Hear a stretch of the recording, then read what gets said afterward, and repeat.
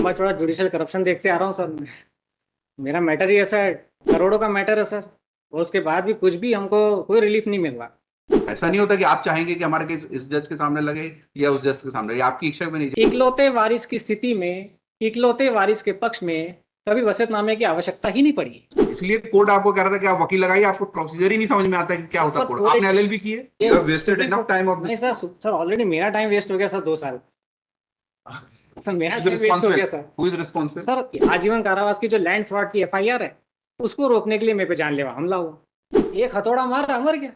अब ये कौन सा कि अपन गिनती करें कि 1 2 3 4, अरे अभी तक मारा नहीं है सर, ये तो बिल्कुल इलॉजिकल है। ये इतना बड़ा मेल क्या किया आपने? हाँ सर, बहुत लंबा क्या मेल क्या क्यों किया आपने? अब सर वो इसलिए कि सर बहुत सारी चीजें मेरे अगेंस्ट जा रही थी, जबकि लीगल प्रोविजंस थे उसके बाद भी सर। मैंने बहुत मतलब लंबा चौड़ा जुडिशियल करप्शन देखते आ रहा हूँ सर। मेरा मैटर ही ऐसा है, लाइफ टाइम इम्प्रिजनमेंट और डेथ पनिशमेंट का डबल लिंक मैटर है सर। सारी चीजें सर मेरे अगेंस्ट जा रही, जबकि मैंने एफआईआर करके रखी है, सारे लीगल रिक्वायरमेंट्स हैं, उसके बाद भी। अब मैं पेटिशनर हूँ सर, सबसे ज्यादा प्रभावित तो मैं खुद ही हो रहा हूँ। वो करोड़ों का मैटर है सर, और उसके बाद भी कुछ भी हमको कोई रिलीफ नहीं मिल रहा, ना ट्रायल कोर्ट से ना सेशन कोर्ट से। और ये मैटर ऐसा है सर, इसमें केवल बेल कैंसिलेशन और धारा बढ़ाने का मैटर है, उसके बाद भी 1.5 साल लग गई इसी इंदौर हाईकोर्ट में। एफआईआर को 2 साल से ऊपर हो गए। मेरा आरोपी सीनियर सिटीजन है, कल से खत्म हो गया तो मेरा केस मेल कैसे किस खत्म। पर्पस के लिए दिया है आपने? सर वही नॉट गोई फोर के पर्पस के लिए दिया था, मैंने नॉट गोई फोर लगाया था, पर वो स्वीकार ही नहीं हुआ था। वो बाकी जितनी भी मैंने सर प्रोसीडिंग्स देखी सब मेरे अगेंस्ट जा रही थी, इवन वो कोर्ट के द्वारा ही हो रहा था सब कुछ। why I should not hear this matter? Why I should not hear? Sir आपने हमारे लिए लिखा ना कि हमें सुनना नहीं चाहिए, क्यों? अब सर नॉट गोई फोर के लिए लगाया था मैंने सर। क्यों? अब सर इसलिए क्योंकि 4 बार यहाँ पे प्रेजेंट हुआ था, आपकी ओर से रिस्पॉन्स दिया था। आपको हम कंटेम्प्ट नोटिस दे रहे हैं। ये आप बोल नहीं सकते ये हमारे केस इस जज के सामने नहीं सुना जाए या उसके सामने नहीं सुना तो जाए, सर कंटेम्प्ट। ये तो प्रावधान तो है नॉट गोई फोर का, वो केस स्टेटस में दिखता भी है नॉट गोई फोर बाय एडवोकेट जो भी हो, वो तो प्रावधान है वो तो। नहीं नहीं, ऐसा कोई प्रावधान और नहीं मैं तो तो सर जज आपके के। पास गया भी था, आपके पास में आए भी सर नॉट गोई फोर, मेरे को यही बताया गया था अगर कोई नॉट गोई फोर का आपको मतलब ऑर्डर चाहिए, तो जिस दिन आपकी केस की तारीख होती है, हाँ, तो फिर आप जज साहब के सामने नॉट गोई फोर का रिक्वेस्ट कर किसने सकते हैं। सलाह दी आपको ये? किसने सलाह दी कि एक ऐसी मेल भेजना चाहिए कि हमारा केस इनके सामने नहीं लगाया जाए? अब सर वो मैंने तो नॉट गोई फोर का एप्लीकेशन किया था, उसके बाद फिर मेल के ऊपर आया मैं कहाँ है एप्लीकेशन आपकी? वो आइए नंबर। हाँ सर, 26 अप्रैल की डेट में था सर वो। सर मैं सारे प्रोसेस को फॉलो किए, वो सारी की सारी जितनी भी गतिविधियां थी उसी को मैंने उल्लेख करा। अब उसके बाद भी आप ये अपना पेटिशनर। एप्लीकेशन विड्रॉ कर रहे हैं, नहीं तो फिर then I will have to draw contempt. Sir ये जो मेल आपने भेजा है, हाँ सर। इसमें आप हाईकोर्ट जज को सीजेएम लिख रहे हैं। नहीं, what is all this? CGM Abhishek Nagaraj भी उसमें है, और जो ट्रायल कोर्ट और सेशन कोर्ट के जजेस का नाम भी है। सर जो मैंने जुडिशियल करप्शन देखा है उसी को तो मैंने उल्लेख करा उसमें। ठीक है, आपको मतलब ये मेल आपका भेजा हुआ है, देन एक्सेप्ट हाँ, नोटिस ऑफ कंटेम्प्ट। सर अगर इसमें नॉट गो फॉर आ जाए तो ठीक है सर, अगर नॉट गो फॉर यहाँ से जारी हो जाता है तो वो भी ठीक है। क्यों? ऐसा नहीं होता कि आप चाहेंगे कि हमारा केस इस जज के सामने लगे या उस जज के सामने, ये आपकी इच्छा में नहीं। जो हाईकोर्ट जहां लगाएगा वहां वहां बहस करनी पड़ेगी आपको। तो सर फिर नॉट गो फॉर, फिर अपन पटिशनर या फिर एडवोकेट का फिर उसमें क्यों क्लॉज लिखा आता है नॉट गो फॉर बाय वो एडवोकेट? हमारा इंटरनल रीजन है, it is nothing to do with you. Sir आप देख वो लीजिए। हमारा है, वो जज अगर बोले कि ये केस हमको नहीं सुनना तो वो तो उसमें लिखा था कि नॉट गो बिफोर। हाँ तो you can not claim as a matter of right. Sir मैंने कई बार देखा नॉट गो फॉर तो एडवोकेट्स इसलिए आपको बोला गया था कि वकील लगाइए, क्योंकि आपको हाईकोर्ट का प्रोसीजर नहीं पता है, इसलिए आपको जज साहब ने सलाह दी थी कि आप वकील लगाइए। तो सर मैंने तो तो ये सब जो अननेसरी जो मेल भेज रहे हैं ना आप, this is contemptuous. Sir contemptuous तो सर मैंने उससे सारी गतिविधियां लिखी है, कितना लंबा मैं जुडिशियल करप्शन देख रहा हूँ। Then accept notice if you are still pressing your email.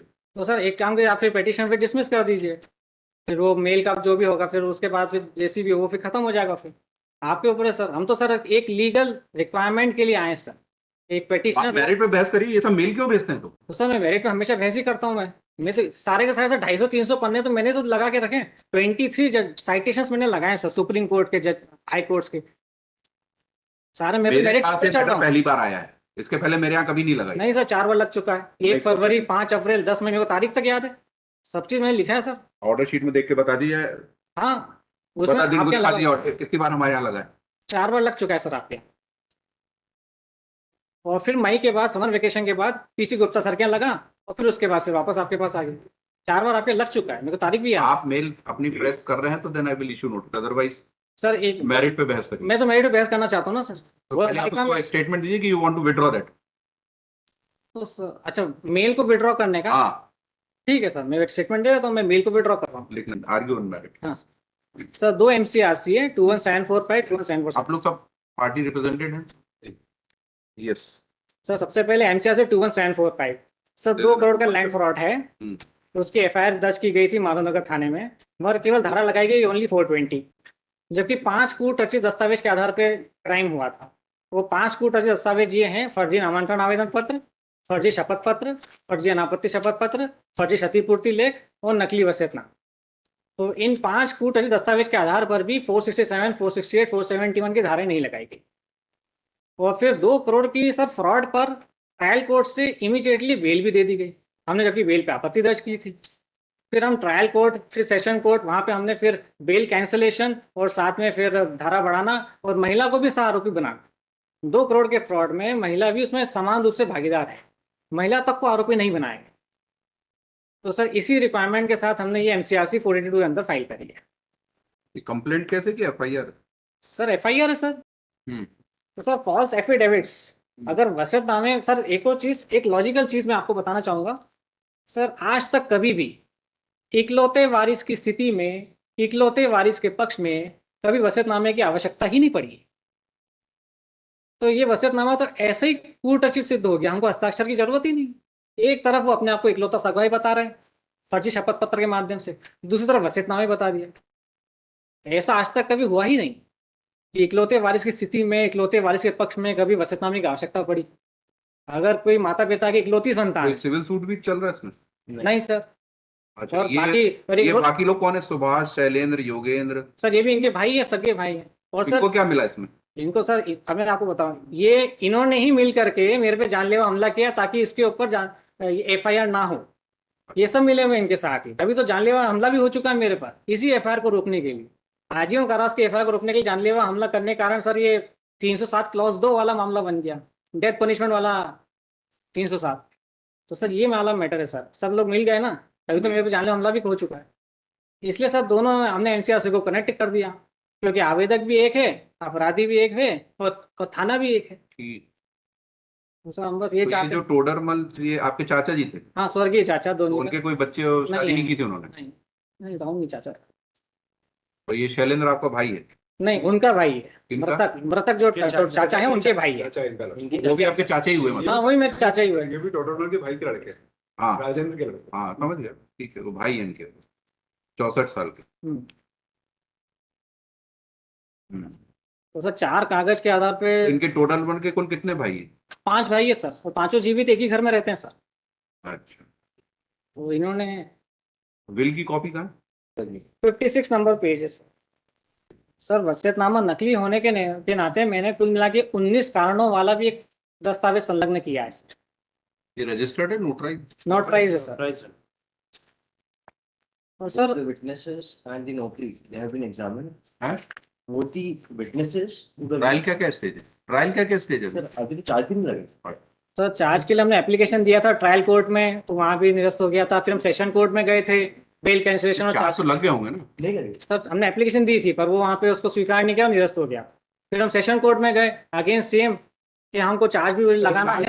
Implement order का page number internal page number 15, internal page number 4, first paragraph देखो. हाँ। As a ये तो complaint. अभी इसमें लिखा आरोप तर्क हेतु, तो अभी आरोप लगेगा?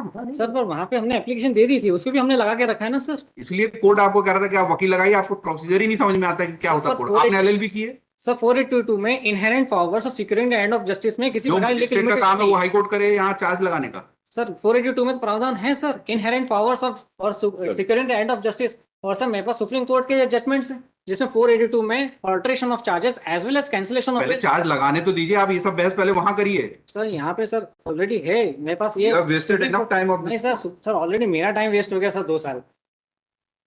सर मेरा टाइम वेस्ट हो गया sir. Who is responsible? Sir supreme court का जजमेंट ये है। Called you? ना सर, सुप्रीम कोर्ट का जजमेंट ये है कि ब्रीफ फैक्ट्स, फैक्चुअल मैट्रिक्स और मेरिट्स के को कंसीडर किए बिना ऑर्डर अपन ना जारी करें तो ठीक है सर। ये है मेरे पास, मैं आपको देना चाहता हूँ। दे दीजिए, लाइक पेज नंबर 2, तो पैरा नंबर 10। हाँ। तो सर सुप्रीम कोर्ट का जजमेंट ही है, तो फैक्चुअल मैट्रिक्स, ब्रीफ फैक्ट्स और मेरिट्स को तो कंसिडर करना पड़ेगा सर, जो भी केस जिस भी कोर्ट में प्रेजेंट होता है। ठीक है, और कुछ कहना? सर ये और साथ में कैंसिलेशन ऑफ बेल और महिला को भी आरोपी बनाना। और सर अगर हम वापस वहां जाएंगे तो फिर वो मेरे को ट्रायल कोर्ट के जज ने ये बोला था, क्योंकि आपका मामला सेशन कोर्ट तक से निरस्त हो चुका है तो आप हमारे पास नहीं आ सकते, आपको हाई कोर्ट जाना पड़ेगा। अब वहां पे हमें जा ही नहीं सकता, वो हमेशा के लिए डोर्स क्लोज हो चुके हैं वहां पे फॉरएवर। इसलिए फिर हम हाई कोर्ट है 482 में। चलिए, आप 47 में, 747 ये 747 लगाइए 307 ऐड करने के लिए। हाँ 307 क्लॉज 2 326 उसमें भी चार्ज नहीं लगे अभी सब उसमें तो हो चुके हैं। वहां पे भी चार्ज, वहां पे अभियोजन के द्वारा 2 बार ट्रायल कोर्ट और सेशन कोर्ट में चार्ज को बढ़ाने का एप्लीकेशन दिया गया और दोनों बार निरस्त हो गया। उसमें मेडिकल रिपोर्ट में साफ लिखा आ रहा है hard, blunt and hard weapon, जो कि डेडली है। और सेशन कोर्ट ने ब्लंट एंड हार्ड वेपन को पूरा मेडिकल एविडेंस को पूरा दरकिनार कर दिया और अपने मन से हॉलो पाइप, मतलब जैसा लगता है जैसे मेरे को प्लास्टिक के पाइप से मारा गया, जबकि फ्रैक्चर आ चुका था मेरे को। अब प्लास्टिक के मटेरियल से कोई फ्रैक्चर थोड़ी आता है। तो सर वहां पे पूरा मैरिट्स को, मेडिकल एविडेंस तक को पूरा टोटली इग्नोर किया गया और medical evidence, blunt and hard weapon किया जो उसमें उल्लेख है, उसी के आधार पर ये अभियोजन ने 2 बार ट्रायल कोर्ट और सेशन कोर्ट में धारा बढ़ाने का आवेदन दिया। टोटली है sir on the merits only. Sir पे लोहे के डंडे से वार किया गया, मैं अपना हाथ बीच में लिया, हाथ फ्रैक्चर हो गया। अगर हाथ नहीं लाता तो सर फ्रैक्चर हो जाता, तो मैं वहीं ऑन द स्पॉट में खत्म हो जाता। तो सर हमने एसपी ऑफिस में भी दिया 3 साल की धारा बढ़ाने के लिए, वहां से भी कुछ कार्रवाई नहीं हुई। और सर इसके सपोर्ट में मैंने 23 judgements, landmark judgement Supreme Court के, वो सब मैंने अटैच किए। और सर मेरे ही जैसे मामले में सन 2019 में जब जस्टिस वीरेंद्र सिंह सर थे, उन्होंने 3 साल की धारा बढ़ा दी थी। सेम मामला मेरा भी है। तो सर मैं भी चाहता हूँ कि जब इंदौर हाईकोर्ट में वीरेंद्र सिंह सर के द्वारा सेम मेरे मामले 3 साल की धारा बढ़ाई गई थी, तो आज वही 3 साल धारा मेरे मैटर में बढ़ जाए और ये 307 क्लॉज 2 का मामला बन गया, डेथ पनिशमेंट। क्योंकि आजीवन कारावास की जो लैंड फ्रॉड की एफआईआर है, उसको रोकने के लिए मेरे पे जानलेवा हमला हुआ। ये क्या कहना चाहिए सर? लॉर्डशिप साहब, ये अकेले थे, यदि किसी को जान से मारना होता तो और से एक मारी तो 5-7 भी मार सकते थे लॉर्डशिप। और ये सारी एविडेंस को एप्रिशिएट करते हुए ट्रायल कोर्ट ने भी एप्लीकेशन खारिज की और रिवीजन कोर्ट ने भी खारिज की है। तो मेरा माननीय से विनती है कि ये जो 482 में रेयर केस में पावर, इनहेरेंट पावर का उपयोग होना चाहिए, ऐसी फाइटिंग में उपयोग नहीं किया जा सकता। केवल परिवार के संपत्ति का कोई विवाद है और उनको ये प्रेशराइज करना चाहता है केवल लॉर्डशिप। आपकी एफआईआर है आपके पास?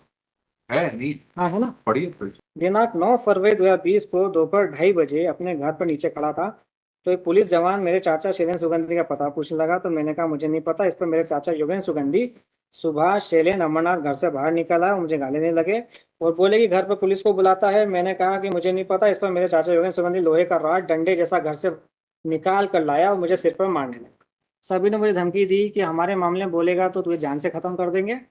मैंने पूर्व में शैलेंद्र सुगंधी और सुभाष सुगंधी विरुद्ध पिताजी की जीवन भर कमाई की संपत्ति के संबंध धोखाधड़ी की शिकायत की है, जिस कारण ये लोग मुझसे व मेरे परिवार समझ सकते हैं। रिपोर्ट करता हूँ, कार्रवाई की जाए। सर तो कहना है कि भविष्य में वो जान से खत्म कर रही है, उस समय जान से मारने की नियत से नहीं मारा आपने? सर जान से मारने की, तभी तो मेरे वाइटल ऑर्गन पे तुम्हारा हेड ऐसा वाइटल लिखा ऑर्गन। नहीं आपने एफआईआर सर में? वो मैंने पुलिस को बोला भी था कि जान से मारने की मंशा, तो उन्होंने नहीं लिखा। और ये आवश्यक नहीं है कि हर बार एफआईआर में पुलिस के द्वारा ये उसका उल्लेख किया जाए। घटना से लॉजिकली प्रूव हो रहा है, सर पे वार किया था और सर सबसे वाइटल ऑर्गन होता है पूरे बॉडी का, और मैंने उसको अपने हाथ से रोक लिया। और अगर मेरे हाथ पे नहीं आता तो मैं सर पे चोट हो जाती और आज आपके सामने मैं खड़ा भी नहीं होता। सर सुप्रीम कोर्ट के लैंडमार्क जजमेंट से single blow murder, single blow में तो मर जाता है इंसान, लाखों लोग तो मर चुके हैं। एक हथौड़ा मारा मर गया। अब ये कौन सा कि अपन गिनती करें 1 2 3 4, अरे अभी तक मारा नहीं है। सर ये तो बिल्कुल इलॉजिकल है और इलॉजिकली सर। और सबसे बड़ी बात है, मेडिकल एविडेंस को कोई भी दरकिनार कैसे कर सकते, जबकि हार्ड एंड ब्लंट वेपन का उल्लेख हो। Blunt and hard is a deadly weapon. तो डेडली वेपन से मेरे पे वार हुआ, वही पुलिस के सामने। ठीक है। इतना साहस है सर कि पुलिस के सामने मेरे पे जानलेवा हमला हुआ है। पुलिस कांस्टेबल के बयान? हाँ कांस्टेबल के बयान में, मतलब सब चार्जशीट। क्या नाम है कांस्टेबल का? राजेंद्र नाम है, कांस्टेबल राजेंद्र, सरनेम याद इसकी नहीं। डायरी दे देना, इसकी भी डायरी दे देना। ठीक है, विल कंसीडर नेक्स्ट।